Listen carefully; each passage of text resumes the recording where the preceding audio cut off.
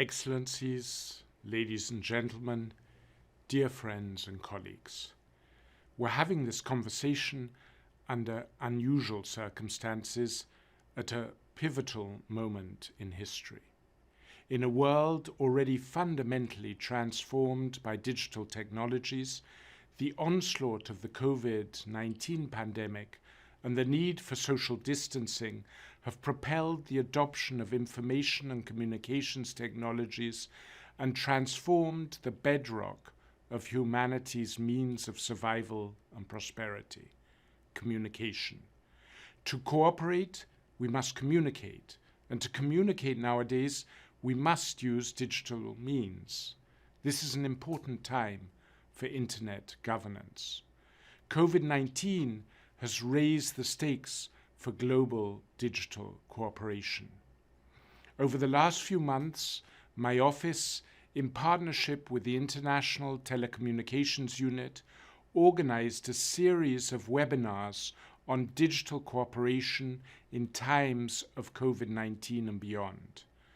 These discussions considered challenges when urgent cooperation is required, such as with regard to the ongoing deficit in connectivity, with regard to human rights challenges and trust and security issues.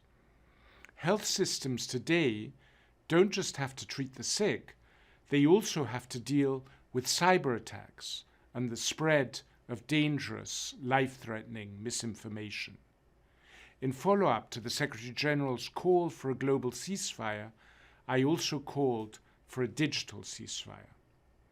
Global cooperation is necessary if we wish to overcome the pandemic without drastically compromising values like privacy and freedom of speech.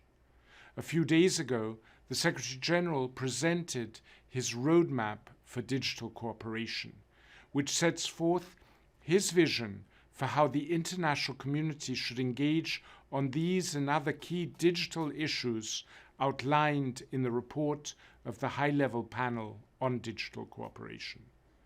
The roadmap describes a range of actions for all stakeholders, from the United Nations system to member states, the private sector, civil society organizations, and the technical community.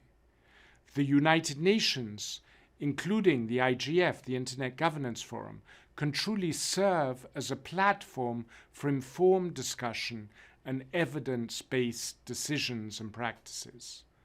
The high-level panel had noted, and I quote, "a great deal of dissatisfaction with existing digital cooperation arrangements, a desire for more tangible outcomes, more active and diverse participation by governments and the private sector, and more inclusive processes and better follow-up," end of quote. The IGF should be retooled to become more responsive and relevant to current digital issues. We must ensure that the IGF is a forum that governments value and want to attend, while preserving the important space it represents for other stakeholder engagement. The IGF's coordinating and strategic role needs to be further strengthened. The roadmap includes a series of suggestions to further enhance the IGF, such as by improving fundraising, inclusion, and outcomes. I hope you will all be engaged in the follow-up of the action areas highlighted in the Secretary-General's roadmap, and I hope you will all share your views specifically on how the IGF can be made even more responsive to the evolving challenges of digital cooperation. Thank you for your engagement and support of the IGF and digital cooperation. We welcome and we need your ideas, your proposals, and your continued enthusiasm and support. Thank you.